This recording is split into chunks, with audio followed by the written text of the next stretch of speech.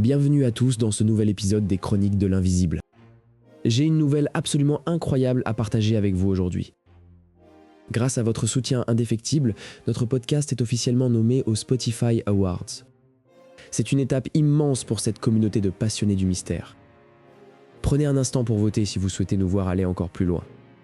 Mais avant de sombrer dans l'obscurité, parlons de quelque chose de bien plus concret. Maintenir un tel rythme de production demande une énergie constante. C'est là qu'intervient HelloFresh, le partenaire idéal pour mes soirées de montage. Imaginez recevoir chez vous tous les ingrédients nécessaires pour des repas délicieux. Plus besoin de perdre du temps au supermarché avant une longue session d'enregistrement. Vous pouvez utiliser mon code promo pour bénéficier d'une réduction exceptionnelle. C'est la solution parfaite pour manger sainement sans sacrifier mon temps. Maintenant, posons les bases de ce qui nous attend ce soir. Cet épisode est différent car il repose exclusivement sur vos témoignages. Des récits qui ont été envoyés avec une peur encore palpable dans chaque mot. Nous allons explorer des frontières que certains ne devraient jamais franchir. Préparez-vous à douter de la sécurité de votre propre foyer. La première histoire nous vient d'un jeune homme passionné d'exploration urbaine. Ce qui ne devait être qu'une sortie banale s'est transformé en cauchemar éveillé. Car parfois, on ne ramène pas que des photos de ces lieux oubliés. Quelque chose l'a suivi, tapi dans les recoins de sa vision périphérique.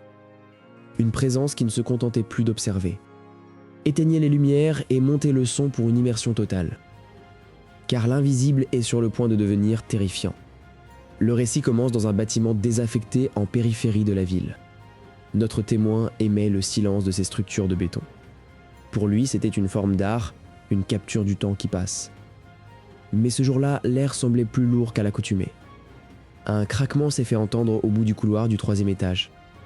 Il a tourné sa lampe, ne rencontrant que le vide et la poussière. Pourtant, une odeur de soufre a commencé à envahir ses narines. Dans le viseur de son appareil, une silhouette rousse est apparue brièvement. Pensant à une autre exploratrice, il a tenté de l'appeler. Aucune réponse n'est venue, si ce n'est un sifflement glacial. Pris d'une panique soudaine, il a décidé de quitter les lieux immédiatement. Arrivé chez lui, il pensait enfin être en sécurité derrière sa porte verrouillée. Mais le reflet dans le miroir de l'entrée n'était plus le sien. Une mèche de cheveux roux dépassait de l'encadrure de sa propre chambre. C'est à ce moment précis qu'il a compris son erreur fatale. Il n'était pas rentré seul et l'invité ne comptait plus repartir. L'air de son appartement était devenu lourd, comme si les murs eux-mêmes respiraient avec difficulté. Tout avait commencé 3 jours après son exploration interdite dans cet ancien manoir en ruine. Il se souvenait d'avoir aperçu une tache rousse derrière un rideau déchiré lors de sa visite.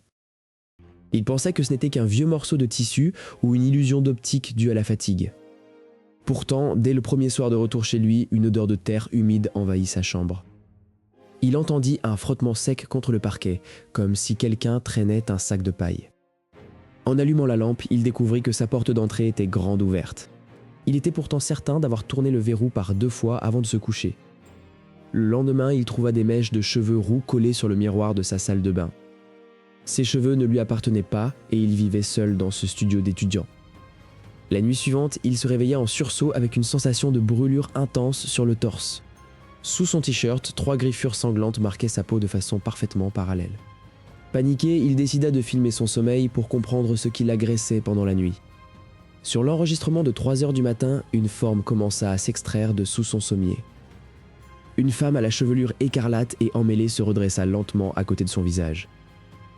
Elle ne semblait pas avoir de visage, seulement un masque de chair pâle sous ses boucles de feu. Soudain, la silhouette sur l'écran se jeta violemment sur le dormeur pour l'étouffer. Il visionnait la vidéo en hurlant, réalisant que l'agression n'était pas un simple cauchemar. Il tenta de fuir son appartement, mais la clé refusait de tourner dans la serrure. Un rire de gorge, sec et saccadé, résonna depuis le couloir menant à la cuisine. Un cadre accroché au mur vola soudainement à travers la pièce pour s'éclater contre sa tête. Le sang commença à couler le long de son front tandis qu'il s'effondrait au sol. Il vit alors les pieds de l'entité, nue et sale, s'avancer lentement vers lui. Elle se pencha sur lui, ses cheveux roux traînant sur le visage de l'étudiant comme des serpents. Elle murmura un mot inintelligible qui semblait vibrer directement dans ses os. Il essaya de ramper vers la fenêtre pour appeler à l'aide, mais une force invisible le tira en arrière. Les meubles commencèrent à trembler violemment comme lors d'un tremblement de terre localisé. Il sentit des mains glaciales agripper ses épaules pour le soulever du sol. L'entité n'était plus une ombre, elle était devenue une masse physique de rage pure. Elle le projeta contre la bibliothèque, faisant pleuvoir des dizaines de livres sur lui. Le souffle coupé, il ne pouvait plus que fixer les yeux absents de son bourreau. Elle s'approcha de son oreille et sa voix ressemblait au craquement d'un bois sec. Elle lui fit comprendre qu'il l'avait réveillé et qu'elle ne le quitterait plus jamais. Dans un dernier élan de survie, il attrapa un crucifix posé sur son bureau. L'entité recula d'un bond, poussant un cri qui fit exploser toutes les ampoules du studio. Plongé dans le noir complet, il n'entendait plus que sa propre respiration saccadée. Il parvint finalement à déverrouiller la porte et s'enfuit dans la rue en pyjama. Même entouré de passants, il sentait encore ce regard brûlant dans son dos. En vérifiant son téléphone, il reçut une notification d'une photo prise automatiquement par sa caméra. Sur l'image, la femme rousse était assise sur le toit de sa voiture, fixant l'objectif. Il comprit que changer de lieu ne suffirait jamais à l'assommer.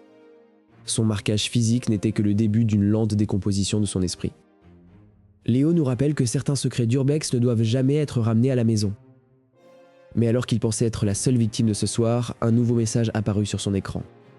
Une étudiante venait d'envoyer un appel au secours concernant un danger bien plus humain, mais tout aussi mortel. Le passage de l'inexplicable au réel est parfois plus brutal qu'une apparition spectrale. Sarah était une étudiante sans histoire, habituée au calme de son petit studio en résidence universitaire. Cette soirée-là, elle révisait tard ses examens, enveloppée dans le silence rassurant de son foyer.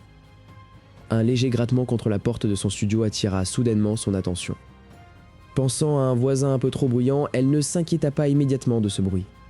Mais le bruit se transforma rapidement en une pression insistante sur la serrure. Avant qu'elle ne puisse se lever, le verrou céda dans un claquement sec qui déchira le silence.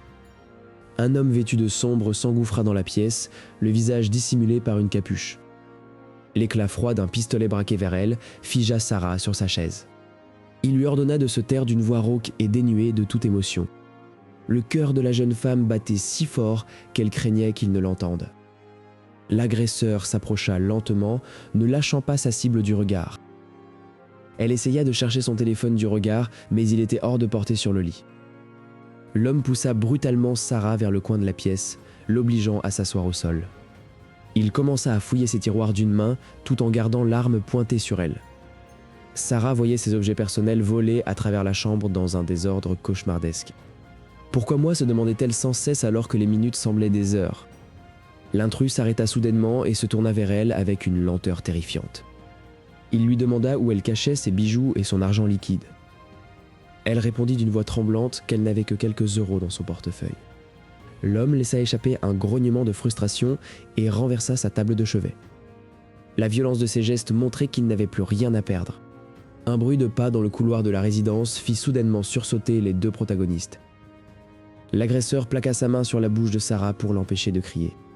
Ils restèrent ainsi, figés dans une étreinte de terreur pure, attendant que le bruit s'éloigne. Personne ne s'arrêta à la porte 402 et le silence retomba sur la pièce. L'homme relâcha sa prise mais la menaça de mort si elle faisait le moindre bruit.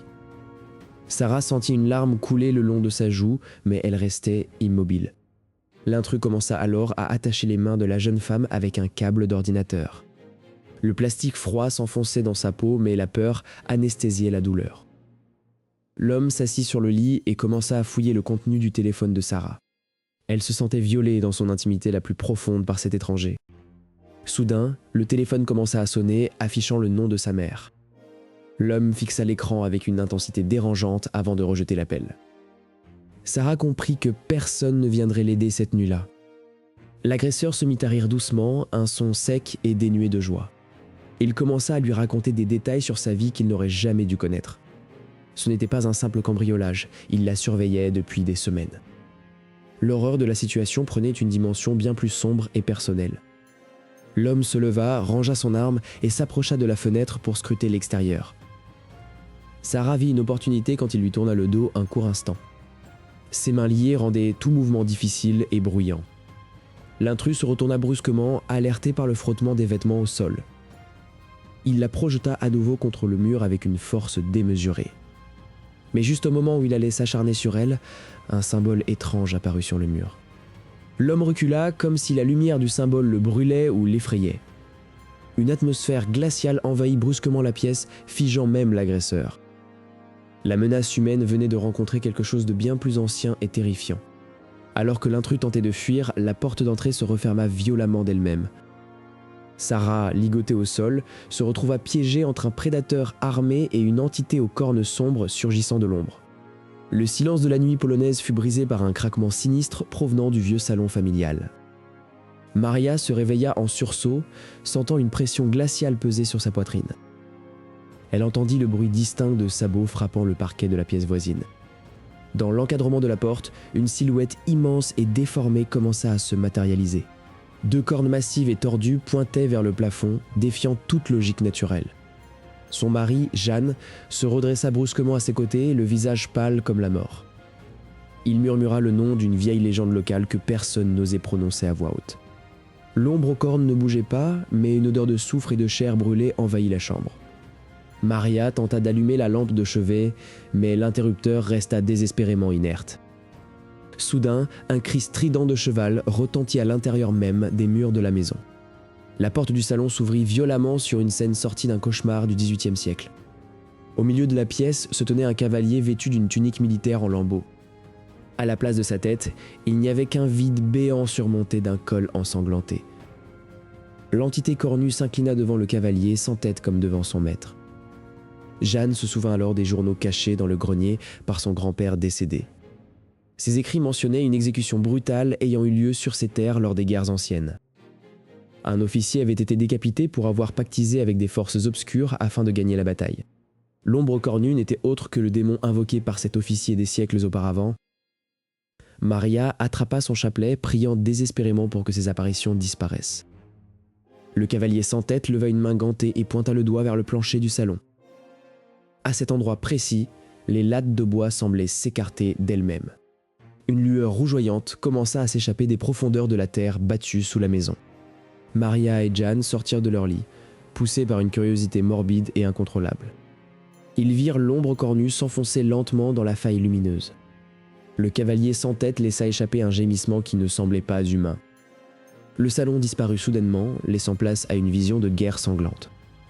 Des centaines de soldats décapités marchaient en rang serré autour du couple pétrifié. Jeanne attrapa la main de sa femme et essaya de reculer vers la sortie. Mais les murs de leur maison semblaient s'étirer à l'infini, les emprisonnant dans ce cauchemar.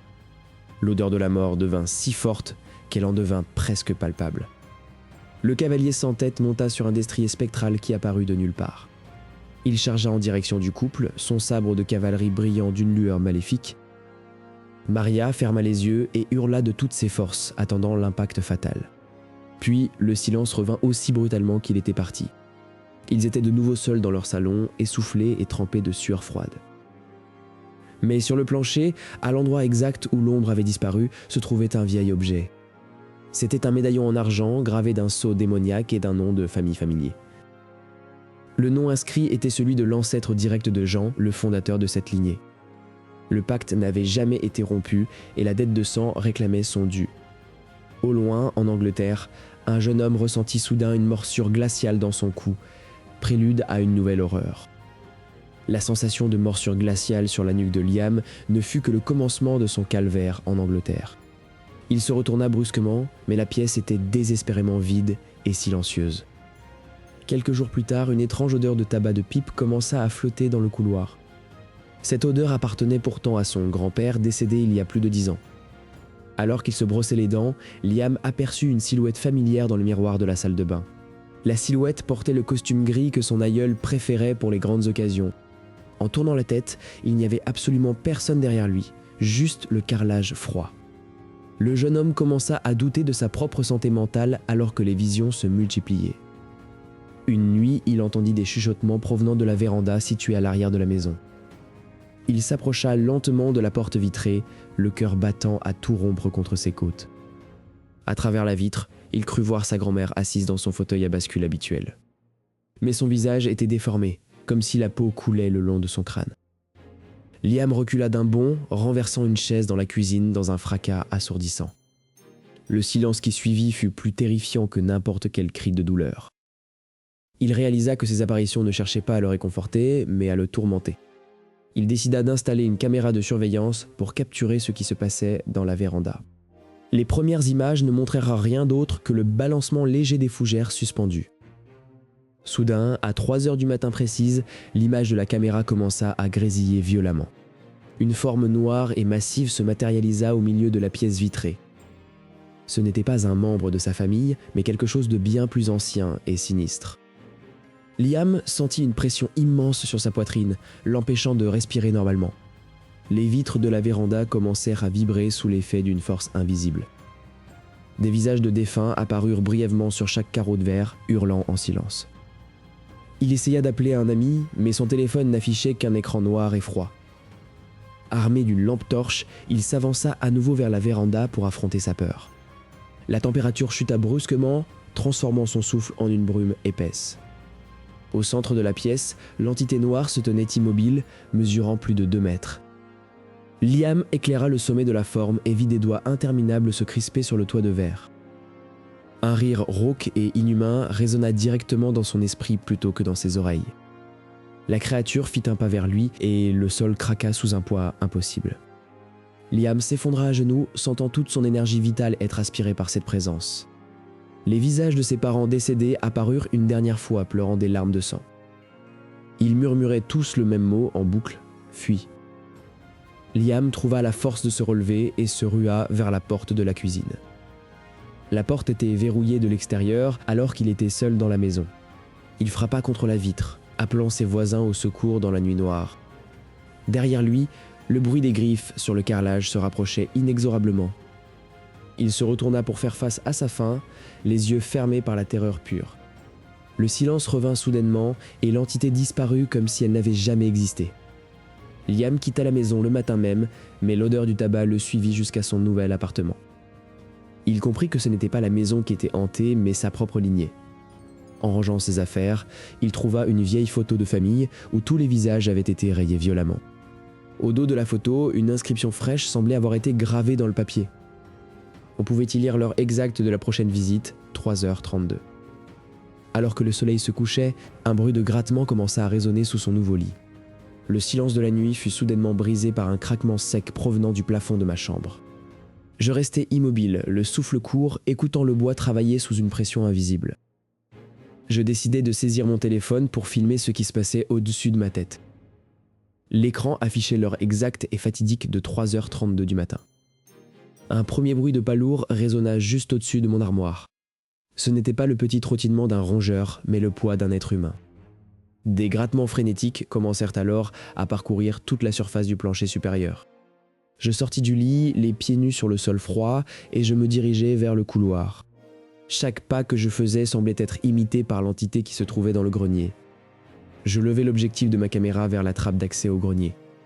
La trappe vibra légèrement comme si quelque chose tentait de l'ouvrir par le haut. Un gémissement étouffé, presque inhumain, s'échappa des interstices du bois. Je savais que je devais obtenir une preuve irréfutable pour que Léo puisse la montrer. Soudain, les grattements s'arrêtèrent pour laisser place à un silence de mort. J'osai murmurer un simple « Est-ce qu'il y a quelqu'un ?» dans le vide. En guise de réponse, 3 coups violents furent frappés contre la trappe. Le son était si puissant qu'il fit trembler les murs de la vieille bâtisse. Je reculai précipitamment, trébuchant presque sur un tapis dans l'obscurité. Je regardais l'enregistrement sur mon téléphone pour vérifier si le son avait été capté. Sur la vidéo, on distinguait une ombre longiligne passant devant l'interstice de la trappe. C'était physiquement impossible, car le grenier était verrouillé de l'extérieur. Les bruits de pas reprirent, mais cette fois-ci, ils se dirigeaient vers l'escalier. Je m'enfermai dans ma chambre, poussant un verrou dérisoire contre la menace. Le grattement commença alors sur ma propre porte, à hauteur d'homme. Une voix rocailleuse sembla prononcer mon nom dans un souffle glacial. Je criai de toutes mes forces pour faire fuir l'intrus, espérant que les voisins m'entendent. Immédiatement, tout bruit cessa, laissant place à une atmosphère lourde et électrique. Je ne pus me résoudre à ouvrir la porte avant que le jour ne se lève. Au matin, je trouvai des marques de griffures profondes sur le bois verni. Je contactai Léo pour lui envoyer les fichiers audio et les photos des dégâts. En réécoutant l'enregistrement, je remarquai un détail que je n'avais pas entendu en direct. Sous les coups sur la trappe, on entendait le rire étouffé d'une femme. Cela me rappela étrangement l'entité rousse mentionnée dans les témoignages précédents. Je décidai d'installer des caméras de surveillance permanentes dans toute la maison. Chaque recoin sombre me semblait maintenant abriter une présence malveillante. Les jours suivants furent d'un calme plat, mais l'air restait oppressant. Je craignais que l'entité ne se manifeste à nouveau à la même heure. Alors que je vérifiais les images en direct sur ma tablette, je vis la trappe s'entrouvrir lentement. Une main pâle, aux doigts anormalement longs, glissa hors de l'ouverture. Je réalisais avec horreur que les caméras n'étaient pas une protection, mais une fenêtre sur mon propre cauchemar.